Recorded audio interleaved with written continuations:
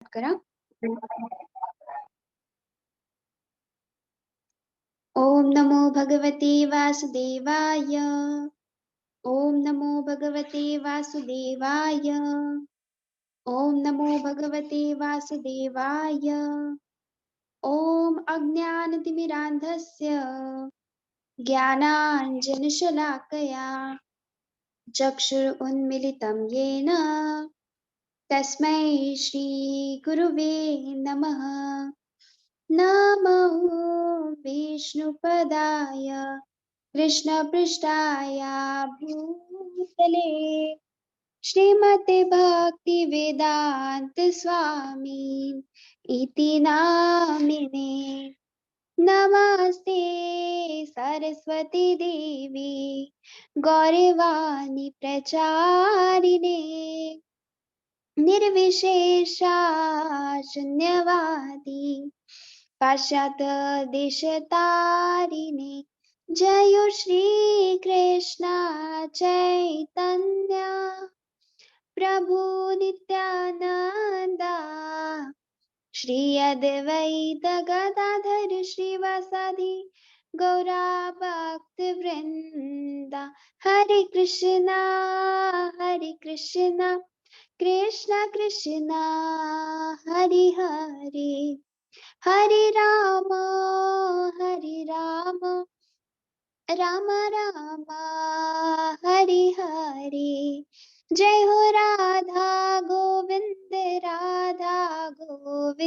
राधे. जय हो राधा कृष्ण चंद्र राधे. जय हो गुरुदेव प्रभुपाद. जय हो गुरुदेव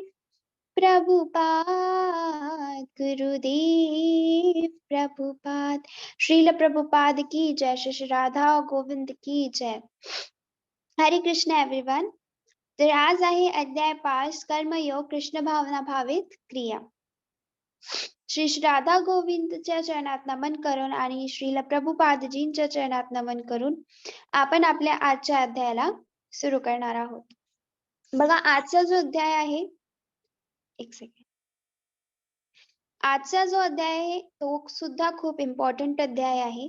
तर सगळ्यांनी व्यवस्थितरित्या ते ऐकावं. ठीक आहे. बघा, काल आपण पाहिलं होतं की कृष्णाबद्दल अतींद्रिय ज्ञान, सर्व मार्गाचे ध्येय आणि वर्णाश्रम व्यवस्थेचे निर्माता म्हणून कृष्ण, कर्मयोग, त्यागामुळे दिव्य ज्ञान प्राप्त होते आणि पारंपरिक ज्ञानाचा सारांश. ठीक आहे. या सगळ्या गोष्टी आपण काल पाहिल्या होत्या. आज आपण पाहणार आहोत संन्यास किंवा कर्मयोग, म्हणजे एक्झॅक्टली आपण काय केलं पाहिजे. आता अर्जुन कन्फ्युजन मध्ये आहे. जसं काल कृष्णा बोलले की त्याग जे आहे ते सर्व श्रेष्ठ आहे, म्हणजे कोणत्याही गोष्टीचा त्याग आपल्याला करता यायला पाहिजे, बरोबर. मग आता अर्जुनला असं वाटतं की मी नेमकं काय करू, मी कर्माचा त्याग करू का, मी सुद्धा कर्माचा त्याग करून देऊ का, असं त्याला कन्फ्युजन झालं आहे. तर ते आता कृष्ण दूर करतील. संन्यास ते कर्मयोग, निष्काम कर्म बंधनातून मुक्त करते, सर्वोच्च वर लक्ष केंद्रित करून मुक्ती. बघा, अर्जुना वाचा, अर्जुनाचा गोंधळ. संन्यासम कर्म नाम कृष्ण पूर्ण योगम च शंससी यश्चेयम यत योरेकम तन्मे ब्रूहि सुनिश्चित.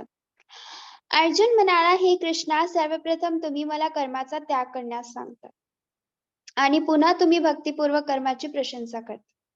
आता तुम्ही कृपया मला निश्चितपणे सांगाल की या दोघांपैकी कोणता अधिक फायदेशीर आहे.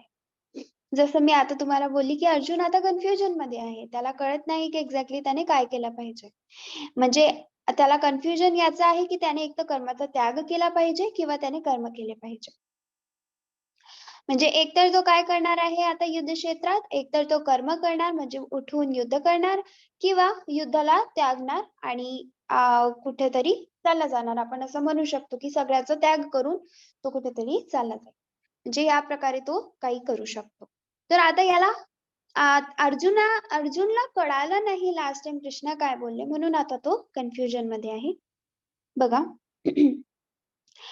कृष्ण अर्जुनाच्या युक्तिवादाचा पराभव करतात. युनिट 1 भगवद्गीता मध्ये आपण पाहिलं होतं, करुणा, आनंद, पापी प्रतिक्रिया, पारिवारिक परंपरा नष्ट होतील या गोष्टी. करुणा जेव्हा भाव निर्माण झाला होता तेव्हा आपण ज्ञान बद्दल ऐकलं होतं.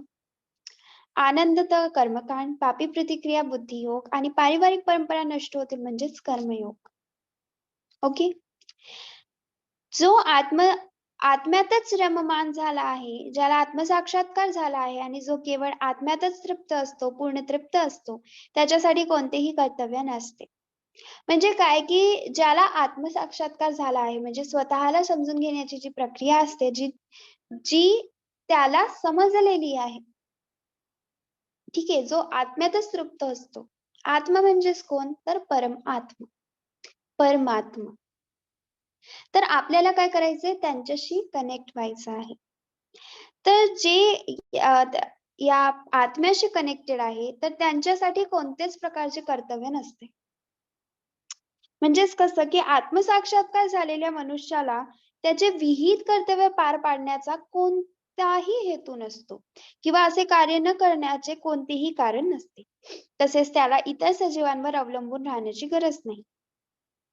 ज्यांना आत्मसाक्षात्कार झालेला आहे, त्यांचे जे विहित कर्तव्य आहे, त्याला पार पाडण्याचा कोणताही हेतू त्यात नसतो. म्हणजे असं कंपल्शन नसतो त्यांच्यावर की हे तुम्हाला करायचंच आहे. ज्यांना आत्मसाक्षात्कार झाला आहे त्यांच्यासाठी. आणि असं कार्य न करण्याचे कोणतेही कारण नसते. म्हणजे यामागे काही रिझन नाहीये की का नाही कर्म करायचे, म्हणजे का कर्तव्य पार नाही पाडायचं असं काही. ठीक आहे. आणि ते कोणत्याही प्रकारे कोणत्याही सजीवांवर अवलंबून राहत नाही. ठीक आहे. हे बघा पुढे समजेल. हे परंतप केवळ द्रव्य ज्ञानापेक्षा ज्ञानयज्ञ श्रेष्ठ आहे. अंततः हे पाठ सर्व कर्मयज्ञाचे पर्यवसान दिव्य ज्ञानांमध्ये होते. म्हणजे काय की सगळ्यात श्रेष्ठ ज्ञान यज्ञ हे श्रेष्ठ आहे. सगळ्यात श्रेष्ठ काय? ज्ञान यज्ञ.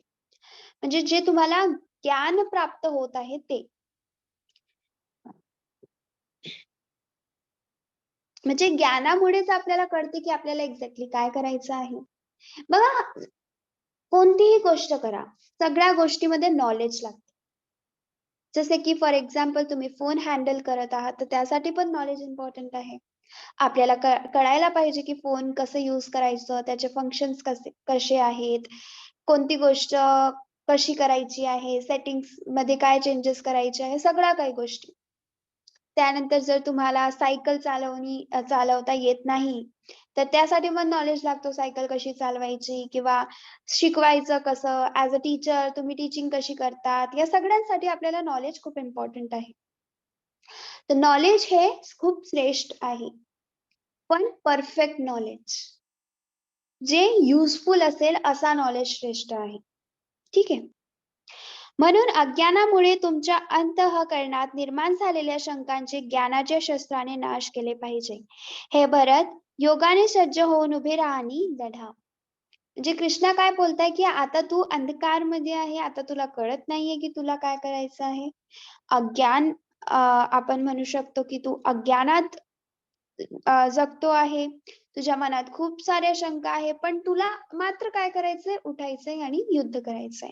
बघा, कृष्णा कधीच असं म्हणत नाही की आपण आपले कर्म जे करतोय, जे काम आपण करतोय ते आपण सोडून द्यायला पाहिजे. आतापर्यंत मी तुम्हाला असं कधी सांगितलं, आता आपलं 5 दिवस आपले होत आले, आज 5th डे आहे.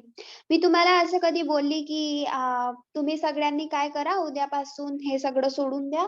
उद्यापासून काहीच कामाला जायचं नाही, ऑफिसला जायचं नाही, घरचे काम करायचे नाही. फक्त काय करायचं की कृष्णाला पकडून बसून जायचं. बोलली मी असं काही? नाही. कारण कृष्णा स्वतः बोलताय की तुम्हाला तुमच्या रिस्पॉन्सिबिलिटीज पूर्ण कराव्या लागतील. मग असं नाही की तुम्ही मलाच धरून बसा. भक्तीच्या ठिकाणी पण मात्र आपले कर्म आपल्या कर्मांच्या ठिकाणी. मला सांगा, जर एक आई आहे आणि एक आई आपला मुलगा रडतो आहे. ठीक आहे, पण ती त्याच्याकडे लक्ष नाही देते आणि कृष्णाचं नामजप करते. तर मला सांगा, तिने जे नामजप केलंय त्याचं काही फळ तिला मिळणार आहे? नाही. का नाही मिळणार आहे? कारण तिचा मुलगा तिथे बाजूला रडतोय आणि ती कृष्णाची भक्ती करते. तर कृष्णा काय बोलते, आधी आधी तू त्याला शांत बसव, मग माझी भक्ती कर. तर त्याच प्रकारे जितकी भक्ती इम्पॉर्टंट आहे, तितकेच तुमचे कर्म, तुमचे कर्तव्य इम्पॉर्टंट आहे. आपल्यावर खूप साऱ्या रिस्पॉन्सिबिलिटीज असतात. आपल्या फॅमिलीच्या रिस्पॉन्सिबिलिटीज असतात. आपल्या स्वतःच्या रिस्पॉन्सिबिलिटीज असतात. ठीक आहे ना? म्हणजे स्वतःचं पण आपल्याला बघायचं असतं, फॅमिलीचं आपल्याला बघायचं असतं. खूप सारं असतं आपल्या आयुष्यात. तर ते सगळं पण इम्पॉर्टंट आहे. ठीक आहे? हे बघा, अर्जुनाचा गैरसमज काय काय झाला? कोरड्या मानसिक अनुमानापेक्षा भक्ती सेवा उत्तम. दुसऱ्या अध्यायामध्ये कृष्णाने वर्णन केलेले आत्म्याचे ज्ञान मध्ये त्याला कन्फ्युजन आहे. विहित कर्तव्य स्पष्ट केलेले आहे, त्यात त्याला कन्फ्युजन आहे. फलदायी क्रियाकलापांमुळे आत्म्याचे अडकणे. भक्ती सेवेद्वारे कर्मफळातून मुक्तीची प्रक्रिया स्पष्ट करते. ज्ञानातील व्यक्तीसाठी कोणतेही कर्तव्य नाही हे स्पष्ट केले आहे. अध्याय 4 श्लोक 33 मध्ये स्पष्ट केले आहे, सर्व यज्ञांचा शेवट ज्ञान प्राप्तीत होतो. सर्व कर्मयज्ञाचे पर्यवसान दिव्य ज्ञानामध्ये होते. आणि चौथ्या अध्यायाच्या शेवटच्या श्लोकात कृष्णाने पुन्हा अर्जुनला उठून युद्ध करण्यास सांगितले. त्यामुळे अर्जुन गोंधळात पडला. संन्यास घ्या की काम करा. म्हणजे आता त्याला परत कन्फ्युजन झाला. आधी काल कृष्णा बोलले की आपण त्याग केला पाहिजे. ठीक आहे, त्यागी वृत्ती पाहिजे आपली. तर आता अर्जुनला वाटतंय की मी ह्या सगळ्याचा त्याग करून चालला जाऊ. पण मात्र असं नाही. ठीक आहे, काम करायला पाहिजे. म्हणजे युद्ध अर्जुनने करायला पाहिजे. बघा, शंका दूर केली मग इथे भगवाननी. श्री भगवान वाचा संन्यासम कर्म योगश्च निहि श्रेयस्करा विभौ तयुस्तु कर्म संन्यासा तत्कर्मयोगो विशिष्यते. परमात्म्याने उत्तर दिले की कर्माचा त्याग आणि भक्ती हे दोन्ही मुक्तीसाठी चांगले आहे. परंतु या दोघांपैकी भक्ती सेवेतील कार्यकर्म त्यागापेक्षा श्रेष्ठ आहे. बघा, ज्याला सगळं काही सोडून द्यायचं आहे किंवा ज्याला मुक्ती पाहिजे, त्याच्यासाठी हे कर्माचा त्याग करणे आणि भक्ती हे दोन्ही मुक्तीसाठी चांगले आहे. म्हणजे कर्माचा त्याग करून द्या आणि फक्त भक्तीमध्ये संलग्न व्हा. हे अशा लोकांसाठी चांगलं आहे ज्यांना मुक्ती पाहिजे. पण या दोघांपेक्षाही श्रेष्ठ काय आहे, तर भक्ती सेवेत कार्यकर्म करणे. म्हणजे जेही कार्य तुम्ही करत आहात, जे कर्म तुम्ही करत आहात, ते कृष्णाला अर्पित करून करणे. ठीक आहे? आता हे खूप इम्पॉर्टंट आहे की तुम्ही कर्म कसे करतात. वाईट कर्म करतात, चांगले कर्म करतात, कसे कर्म करतात. ठीक आहे? फलदायी क्रियाकलापांमुळे राजा नृगचे पतन. राजा नृगला फलदायी कृत्य, यज्ञ आणि दान करणे आवडते. राजा नृग जे होते ते खूप यज्ञ दान करायचे. पण मात्र त्यांनी एकच चूक केली होती की 2 ब्राह्मणांना त्यांनी असंतुष्ट ठेवलं होतं. आणि त्यांच्या एका चुकीमुळे त्यांना सरडा म्हणून, बऱ्याच काळ सरडा म्हणून राहावं लागलं. आणि त्यानंतर कृष्णामुळे, जेव्हा कृष्णाने त्यांना स्पर्श केला, त्यानंतर त्यांना मुक्ती भेटली. आणि त्यानंतर भक्ती सेवा ही केवळ आत्म्यासाठी शुभ क्रिया आहे, आपल्याला लक्षात येते. त्यागाचे योग्य समज. प्रपंचिकतया बुद्ध्या हरिसंबंधी वस्तूनां मुमुक्षुभिः परित्यज्यो वैराग्यम फाल्गु कथ्यते. मोक्ष प्राप्तीसाठी आसुसलेले लोक जेव्हा परमात्म्याशी संबंधित गोष्टीचा त्याग करतात व असे मानतात की त्या गोष्टी भौतिक आहेत, तेव्हा त्याचा त्याग अपूर्ण असे मानतात.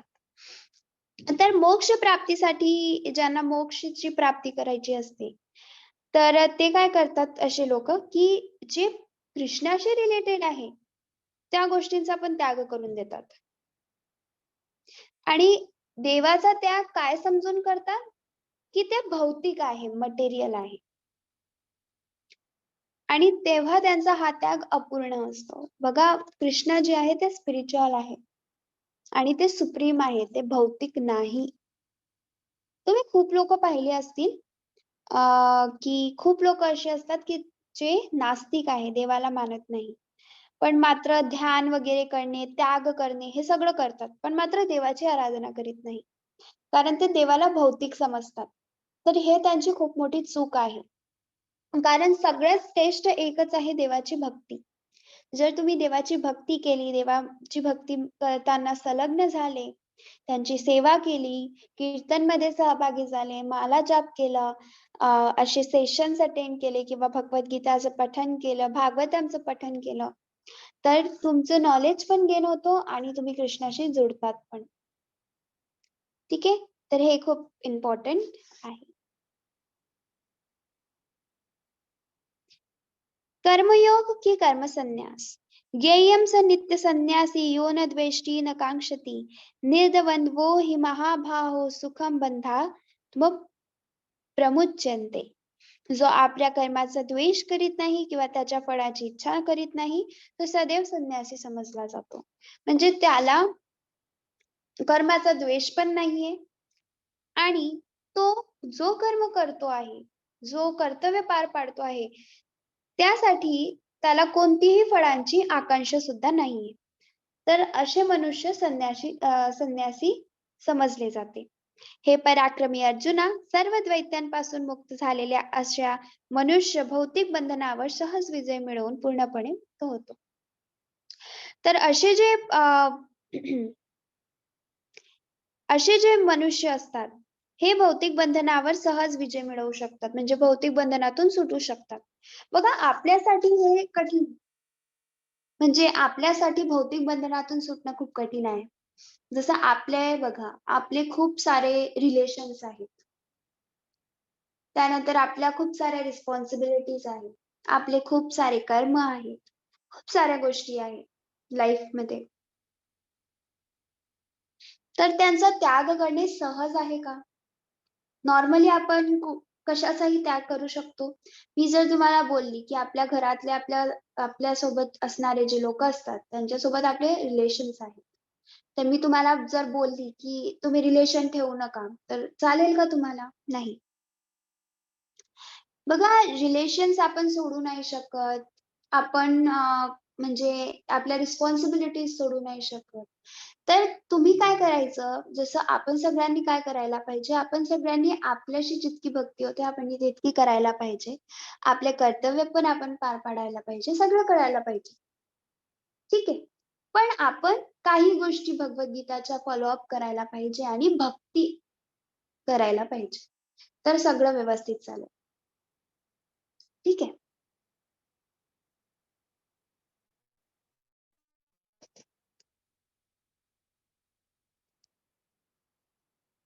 याच प्रकारे एक संन्यासी होते. तर एकदा काय होतं, की त्या म्हणजे ते एक महान संन्यासी होते. तर त्यांची म्हणजे जी भक्ती करायचे ते. तर एक वेळा काय झालं, एक वेश्या जी होती, ती त्यांच्याकडे गेली आणि ती कशासाठी गेली, की म्हणजे त्यांची जी ते भक्ती करतायत, तर ती त्यांची सफल नाही झाली पाहिजे. म्हणून ती वेश्या त्यांच्याकडे गेली. आणि जेव्हा ती वेश्या त्यांच्याकडे गेली, तर त्या वेश्याने त्यांना सांगितलं, की "मला तुमच्याशी काम आहे. मला माझी भौतिक इच्छा पूर्ण करून घ्यायची आहे तुमच्याकडून." तर ते बोलले, की "मी आता माला जाप करतोय, तर माला जाप झालं, की आपण यावर बोलू."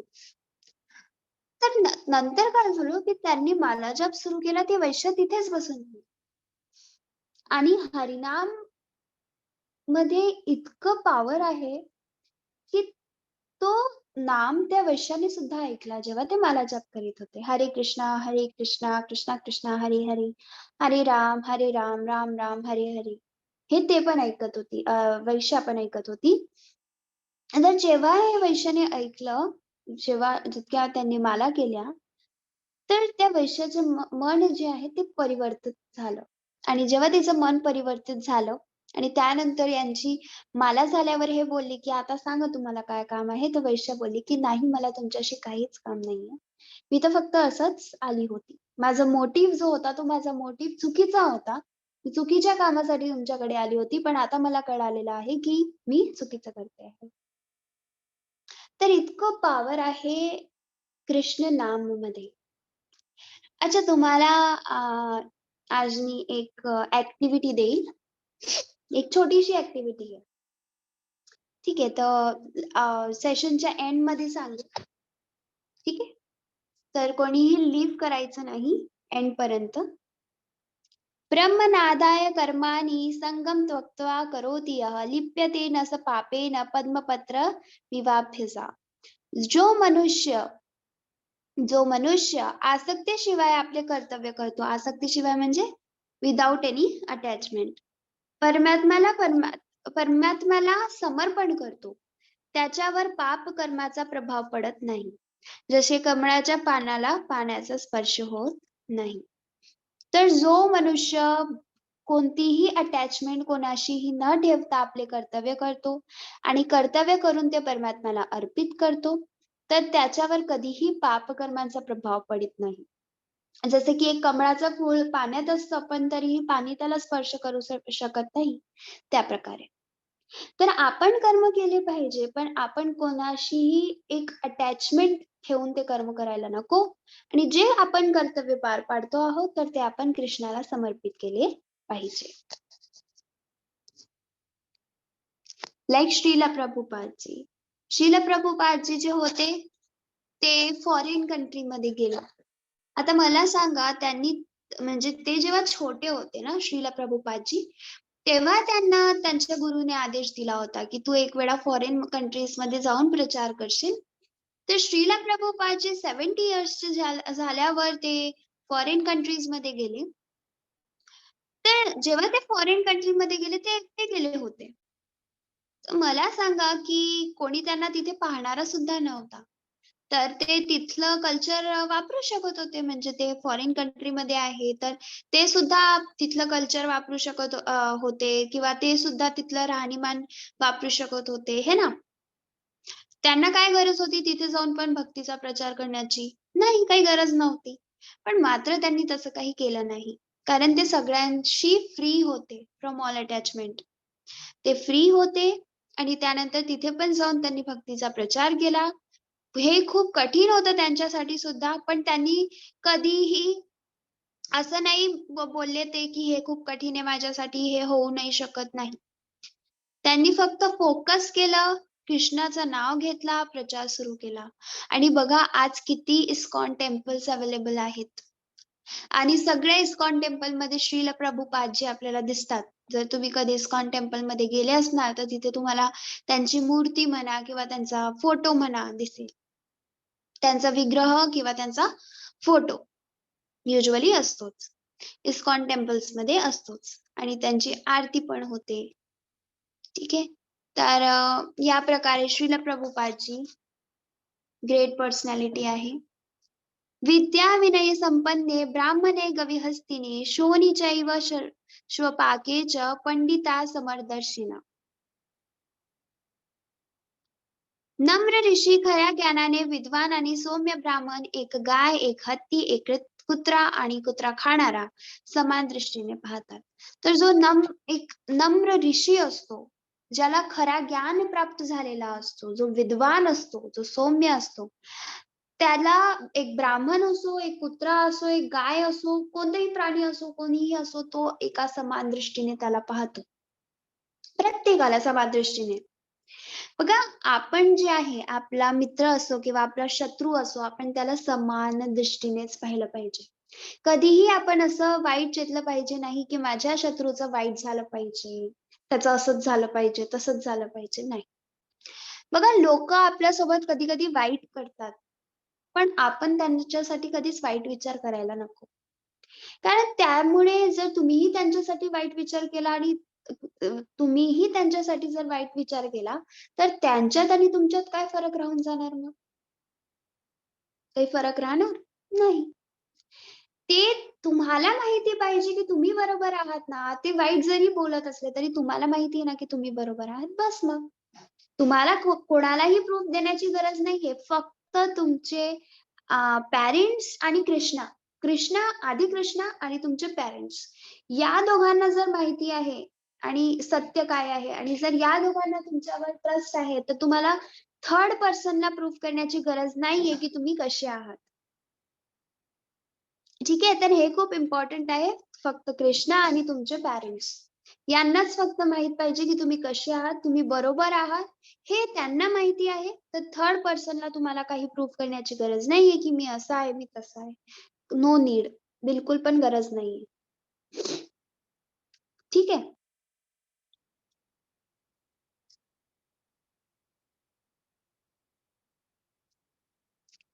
ये हि संस्पर्शर्जा भोगा दुःख खोनय एव ते आदियंतवन्तः कौन्तेयन तेषु रमते बुधः.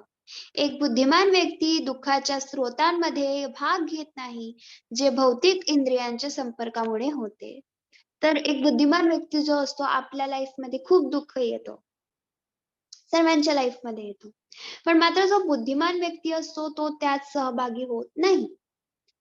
कारण का नाही होत? कारण त्याला माहिती आहे, की हे इंद्रियांच्या संपर्कामुळे होत आहे. हे कुंतीपुत्र अशा सुखांना आरंभ आणि अंत असतो हे आणि त्यामुळे ज्ञानी मनुष्य त्यात आनंद मानत नाही.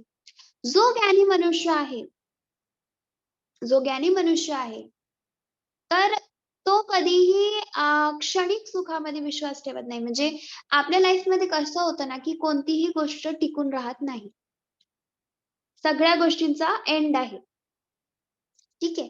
त्याच प्रकारे सुख आहे, त्यानंतर दुःख पण येणारच. तर कोणती गोष्ट क्षणिक आहे सॉरी कोणतीही गोष्ट परमनेंट आहे का? नाही. सगळं टेम्पररीच असेल लाईफमध्ये.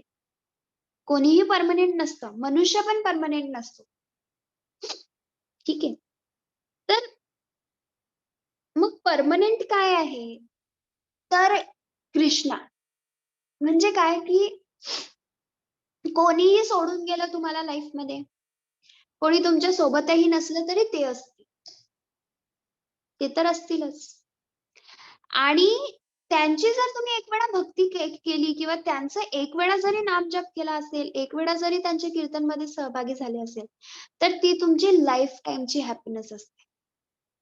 एक वेळाचीच नाही, लाईफ टाईमची. तर जो बुद्धिमान व्यक्ती असतो याला हा फरक कळतो.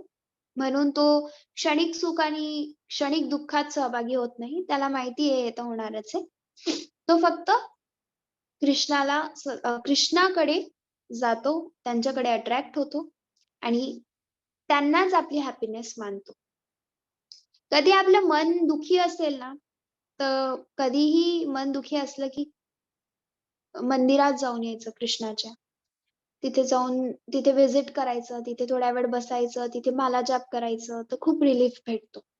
किंवा मंदिर जवळ नसेल तर घरीच असं जर आपण आहोत तर घरी विग्रह असतील तर खूपच छान. नसतील तर फोटो वगैरे असतील त्याच्या समोर बसून थोड्या वेळ माला जाप करायचा. तर रिलीफ भेटतो, खूप शांतता भेटते. तर हे तुम्ही फॉलो अप करू शकता.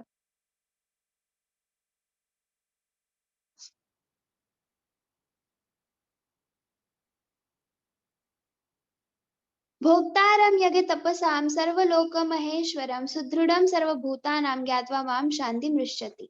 सर्व यज्ञ आणि तपस्या यांचा अंतिम उद्देश सर्व ग्रह आणि देवतांचा परमस्वामी आणि सर्व प्राणीमात्रांच्या कल्याणकर्ता आणि हितचिंतक म्हणून मला ओळखून ऋषी भौतिक दुःखाच्या वेदनांपासून शांती प्राप्त करतात. आता सर्व यज्ञ, तपस्या सगळ्यात अंतिम उद्देश काय आहे? सर्व ग्रह आणि देवतांचे परम स्वामी कोण आहे? तर कृष्ण आहे. आणि जे ऋषी असतात ते भौतिक दुःखाच्या बाहेर येण्यासाठी आणि शांती प्राप्त करण्यासाठी कृष्णाला फॉलो अप करतात. ठीक आहे. तर संन्यास किंवा कर्मयोग तर काय श्रेष्ठ आहे? कर्म.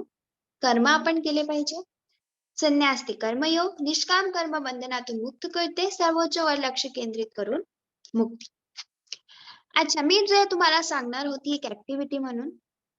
तर कसं असतं ना, की आपले जे रिलेशन्स असतात, जसं आपलं आई-वडिलांसोबत आपलं एक नातं आहे, आपल्या बहीण-भावांसोबत आपलं एक नातं आहे.